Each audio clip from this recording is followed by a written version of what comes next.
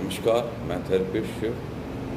मैं आज आपको बैक पेन और स्टेनोसिस यानी कि डिस्क बल्ज की पहली स्टेज के बारे में बताता हूँ।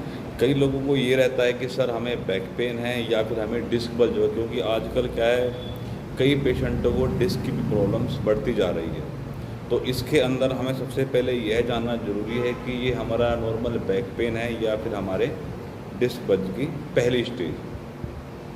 तो मैं इसको बताता हूँ, कभी भी अगर आपको बैक पेन होगा तो ये याद रखना, आप जब भी कहीं घूम कर आ रहे हो और अगर आप बैठते हो, ठीक है, आप कहीं कहीं सैर करने के लिए गए या कहीं मार्केट में गए, तो आप वहाँ जाने के बाद अगर आप सिटिंग करते हो और सिटिंग करने के बाद में आपका पेन बढ़ता है, ये ध्यान रखिएगा, अगर आपका सिटिंग करने पर पेन बढ़ता है तो वो आपका नॉर्मल बैक पेन में आता है।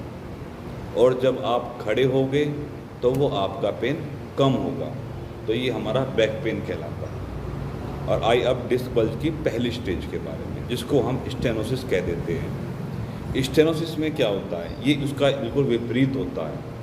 विपरीत इट मीन्स, जैसे अगर आप कभी भी मार्केट में जा रहे हो, आप खड़े हो तो आपका पेन है, तो इट मीन्स आपकी स्टेनोसिस आ चुका है, अब आपको संभलने की ज़रूरत है।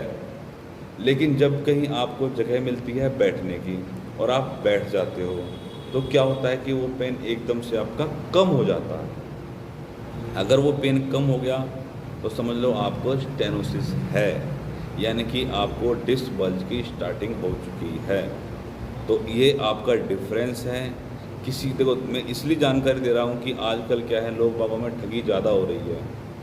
मैं आपको जो भी चीज़ बताऊंगा बिल्कुल देसी तरीके से बताऊँ, क्योंकि मैं इस समय जहाँ सेंटर कर रहा हूँ वो भी एक देसी इलाका ही है, हरियाणा के अंदर से। तो आप दोबारा फिर बता देता हूँ आपको, समझिए।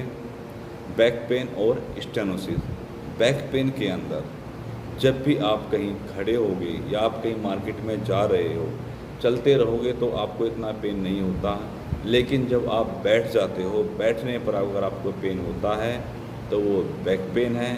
वहीं इसके विपरीत, अगर आप खड़े होते हो और खड़े होने पर आपका पेन बढ़ रहा है और बैठने पर आपका पेन कम हो रहा है, तो वो आपकी स्टेनोसिस है, यानी कि डिस्क बल्ज की शुरुआत हो चुकी है। इसका ध्यान रखिएगा।